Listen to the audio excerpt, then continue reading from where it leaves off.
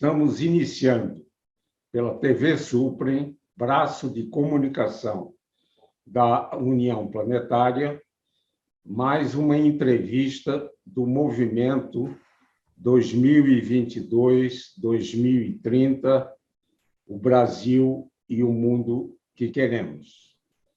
É uma parceria da Universidade de Brasília, através do Núcleo de Estudos do Futuro, do Centro de Estudos Avançados Multidisciplinares, o CEAM, com a União Planetária.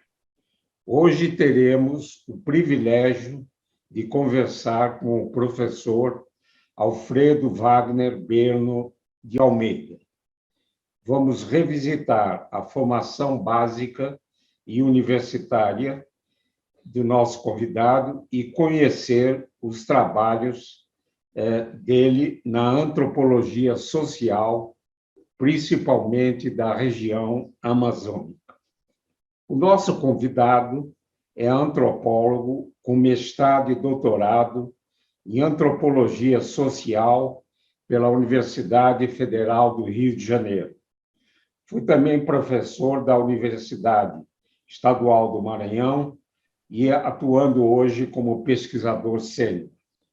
É professor da Universidade Federal do Amazonas e da Universidade do Estado do Amazonas. É bolsista de produtividade do CNPq, atuando nos seguintes temas: povos tradicionais, etnicidade, conflitos, movimentos sociais, processos de territorialização e cartografia social da Amazonas. Publicou 77 artigos em revistas científicas, 101 capítulos de livros e 70 livros.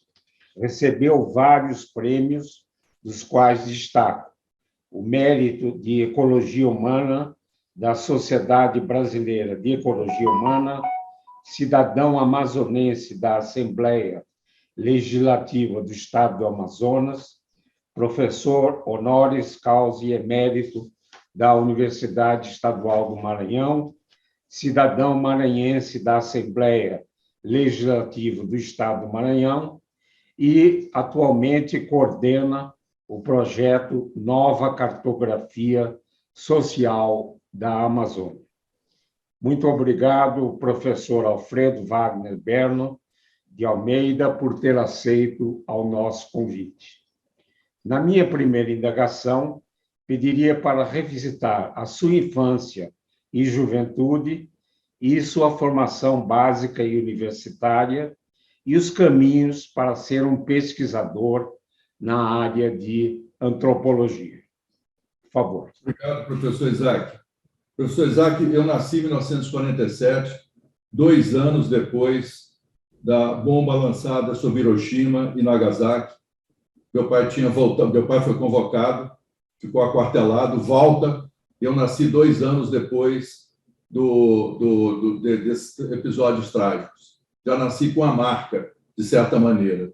E, desse período, eu fui gerado já em cidade, por mão de parteira, mas sou, por assim dizer, a primeira geração urbana da minha família. Primeira geração eminentemente urbana. Meus pais nasceram em área rural, minha mãe também, e frequentei grupo escolar, né, inicialmente, depois também colégio público, e tive a oportunidade, de estudar, de fazer a universidade no Rio de Janeiro, isso tudo no interior de Minas. Em Leopoldina, que é uma cidade extremamente conservadora, uma das últimas a aceitar a abolição escravista, uma cidade visitada pelo imperador, de grandes fazendas de café, uma tradição extremamente conservadora. E esse ambiente refletiu muito em toda a minha formação, que deu-se muito também no âmbito de igreja, de participação em juventude estudantil católica, que me impulsionou para leituras, para uma série de elementos de formação. Com esses dados e com essa formação, eu prestei vestibular no Rio de Janeiro, com 18 anos, e logo depois ingressei na Pontifícia Universidade Católica. foi a primeira universidade privada e única que fiz, que cursei. Na Universidade Católica, quer dizer, em Minas eu tive a oportunidade, digamos assim, foi um período muito importante da vida brasileira, né? Pegou até 64, então, quer dizer, foi um momento extremamente importante e que marcou muito as leituras que eu vinha fazendo já desde Minas Gerais. Li o Celso Furtado, já tinha lido também Caio Prado, já tinha conhecimento desses autores, mesmo, quer dizer, uma formação acadêmica marcada no entendimento de realidade brasileira. Não tive muitas dificuldades de ingressar na PUC, senão nos estudos de cálculo, eu era, em termos de matemática, tinha uma base bastante pouco sólida, bastante precária, eu diria. Então, nesse período, quer dizer, a relevância da escola pública, para mim, foi fundamental. Eu entrei na PUC, mas eu trabalhava simultaneamente, eu fiz logo meu ingresso, quando cheguei no Rio de Janeiro, com 18 anos, eu entrei na Delta Larousse, da editora Delta Larousse, onde tinha um ambiente intelectual também muito forte, embora eu fosse, digamos assim, um office boy, praticamente. Eu pegava as revistas na chat, mas era classificado como documentarista. Fui documentarista dos anuários da Delta Larousse desde 66 até 69. Foram 4 anos ininterruptos, os que eu fiz na universidade também. Então, esse tipo de trabalho na Delta me permitiu contato com pessoas, quer dizer, que eram extremamente polidas em termos intelectuais. Trabalhei sob a direção de Regina Sá e do Dr. Elias Davidovich. Então, isso me abriu muito o meu campo. E também tinha o Otto Maria Carpo, o Antônio Ais, tinha um ambiente bastante forte que permitia, Zé Américo Mota Peçanha, que permitia uma discussão muito grande.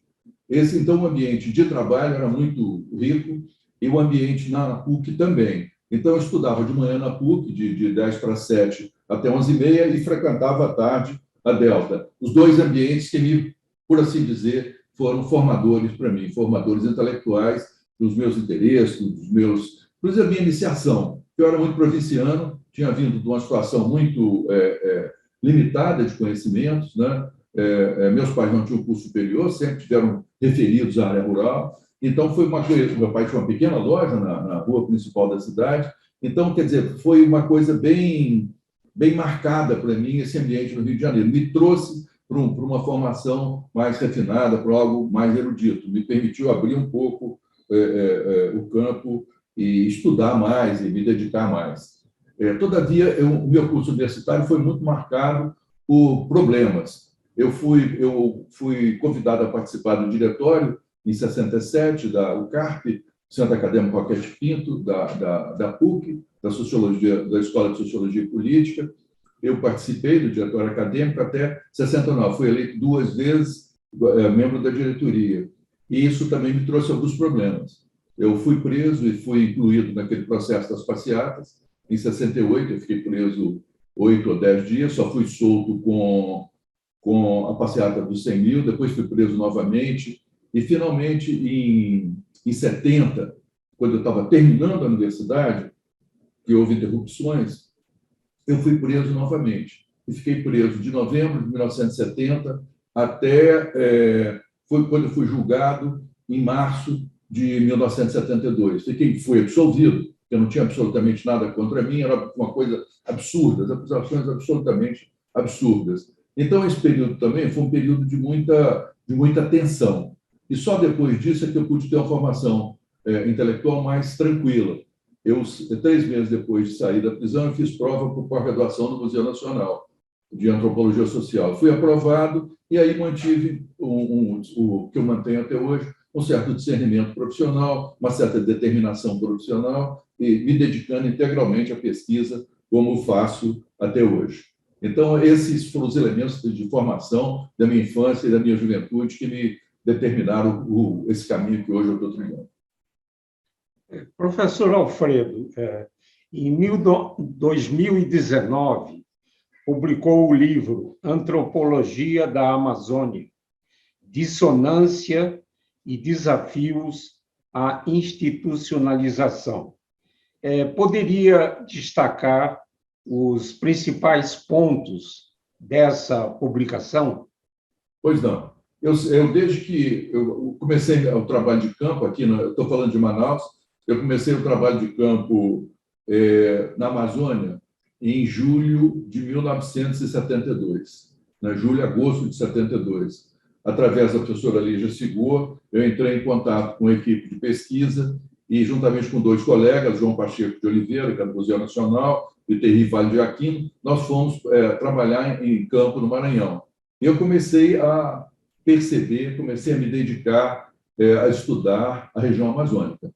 Eu estava na Amazônia Maranhense, depois me desloquei para o Pará, para o Amazonas, onde estou hoje, e já tem 20 anos, e passei a realizar empreendimentos de pesquisa, primeiro com o que hoje nós designamos como povos e comunidades tradicionais. Naquele momento, nós designamos com situações de estudo com campesinato, com conflitos de terra, e eu fui, digamos assim, me dedicando, me empenhando mais no estudo de pequenas comunidades. Nessas pequenas comunidades, eu vi a importância da antropologia em termos de compreensão das realidades localizadas e dos processos reais. Isso, para mim, foi muito importante. E esse livro reflete um pouco isso. E, de certa maneira, esse percurso nosso é o percurso de institucionalização da antropologia na Amazônia. Esse ano está fazendo 50 anos que eu comecei a pesquisar aqui nessa região, como pesquisador em pós-graduação. Então, 50 anos. Então, nesse sentido, esse período é o período de institucionalização, porque a antropologia teve um caminho diferente das outras ciências. Primeiro existiu no Brasil como pós-graduação e depois como graduação. Quer dizer, é um caminho inteiramente inverso dos outros campos de conhecimento. Então, nesse sentido, a antropologia está muito vinculada aos museus. Eu, quando vim para a Amazônia, já vim com carta de recomendação ao Museu Guild, para o Eduardo Galvão, que também fez outra carta de apresentação para que eu pudesse pesquisar nas áreas. Então, a institucionalização da antropologia ela foi um pouco tardia na Amazônia nesse sentido. Os cursos de pós-graduação só existiram depois. Eu tentei mostrar isso nesse livro, esse percurso inverso e os seus efeitos. Foi praticamente isso que eu procurei mostrar, como é que a antropologia foi se consolidando, foi se institucionalizando e foi criando digamos assim, um corpo de pesquisadores bastante importante que hoje marca essa região. Professor Alfredo, como os estudos sociais, como a antropologia, podem ser úteis na formulação de políticas públicas na Amazônia e no Brasil? Pois é muito boa essa pergunta, porque nós estamos vivendo esse momento, período de desautorização da pesquisa antropológica e do conhecimento antropológico. Há uma desautorização muito grande, uma desautorização oficiosa, né, que ela tenta mostrar que essas produções que são feitas, elas, digamos assim, são ou tendenciosas ou parciais, perdendo de vista o próprio desenvolvimento desse conhecimento, a própria importância da antropologia nas descrições das situações localizadas e na capacidade de produzir um conhecimento etnográfico, uma análise concreta de uma situação concreta. Eu acho que esse foi um ponto central, inclusive refletindo uma crítica muito grande aos trabalhos empiristas, esses que tomam a explicação no dado, na imediaticidade do dado, e também produzindo uma crítica muito grande aos idealismos, esses que imaginam que você tendo um conjunto de conceitos bastante amplos, você pode aplicá-los diretamente, mecanicamente, às realidades localizadas. Quer dizer, nós procuramos traçar um caminho um pouco diferente. A antropologia, hoje, ela procura construir a sua autoridade em cima desse conhecimento concreto. Então, no meu caso, esse conhecimento concreto, ele se refletiu numa tentativa de produzir uma descrição aberta, uma descrição plural, não uma descrição que fosse retrato de realidade, mas uma descrição que fosse o entendimento e a compreensão da complexidade que essa realidade tem, né? Que está para além de qualquer imagem fotográfica, que está além de qualquer radiografia, como seria o pensamento médico. Quer dizer, a antropologia se separa, ela se desnaturaliza, ela constrói uma reflexão absolutamente apoiada em trabalho de campo extenso, apoiada, digamos assim, observações sistemáticas. E, nesse caso, da importância dela para as políticas, ela se revela no conhecimento sistemático. Quem é que tem o conhecimento sobre os povos indígenas do Brasil hoje? Quem é que detém o conhecimento sobre os povos quilombolas? Quem é que detém o conhecimento sobre quebradeiros de Coco-Babaçu? Mesmo que outras disciplinas elas se mostrem importantes, a antropologia ela reserva a si esse poder da descrição, uma descrição que vai além da empiria, que ela vai além daquilo que é visível, daquele concreto aparente. Ela procura explicar para além disso. Nesse sentido, essa antropologia ela é um instrumento central hoje para o entendimento de quê? Identificação de terras indígenas, identificação de terras quilombolas, identificação de problemas quando megaprojetos atingem populações tradicionais. Nós produzimos os laudos, nos EIA-RIMAS, nos relatórios de impacto ambiental como um todo. Quer dizer, a antropologia ela reserva, ela tem um repertório vastíssimo de conhecimento de aplicação refletido em vários gêneros textuais, que mostra a sua importância hoje na defesa dos direitos essenciais a povos e comunidades tradicionais. Eu acho que e aqui estão inclusos todos, né? Eu acho que, nesse sentido, a antropologia ela reflete a sociodiversidade desse país e reflete isso através de trabalhos escritos e de pesquisas sistemáticas. Professor Alfredo, poderia destacar a importância do projeto Nova Cartografia Social da Amazônia, que coordena atualmente?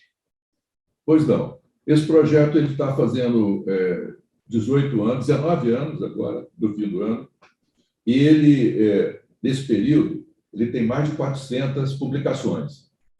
E, sobretudo, se trata de mapeamento social.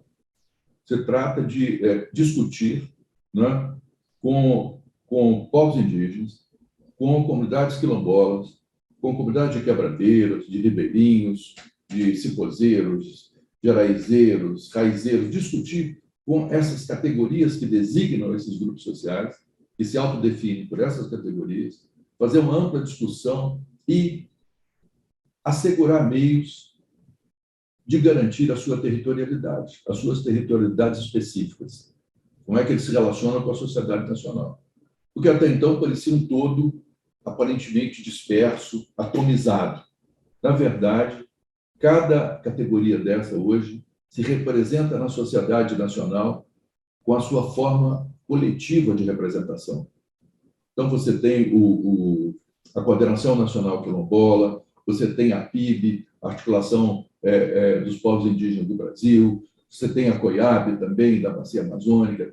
Então, quer dizer, você tem um conjunto, o MIC-CB, você tem o das quebradeiras de Coco-Babaçu, você tem todas essas identidades específicas objetivadas em movimentos sociais.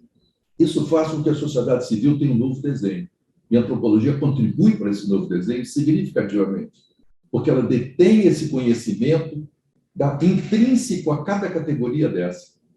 E como esse país é multidiverso, ele tem uma pluralidade de identidades muito grande, que é pouco considerada, a antropologia, então, ela passa a ter um papel muito importante. Não é à toa que ela é alvo hoje do pensamento mais conservador, desse pensamento que não quer reconhecer direitos, né?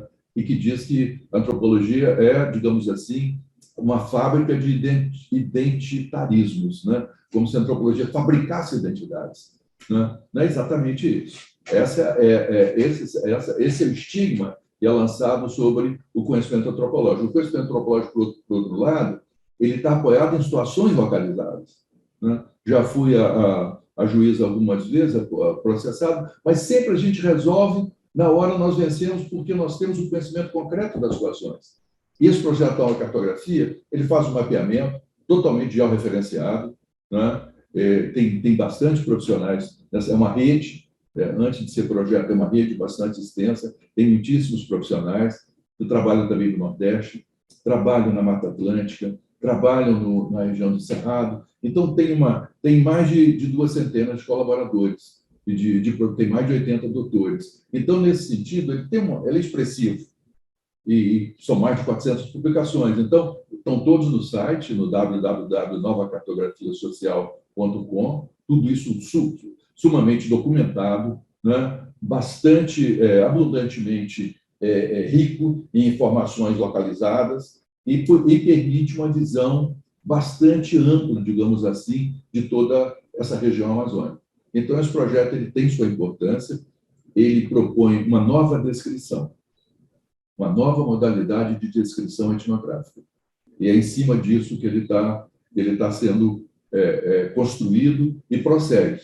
Independente, às vezes, eu sou apenas digamos assim, um coadjuvante de algo que eu ajudei a montar, né? Embora seja nominalmente parte da coordenação, o coordenador, mas eu, digamos assim, hoje eu estou bem mais atrasado do que os demais participantes, que já avançaram bastante. Não sei se é porque o fim de carreira, e o próprio Bachelard fala que já tem um instinto conservativo, né?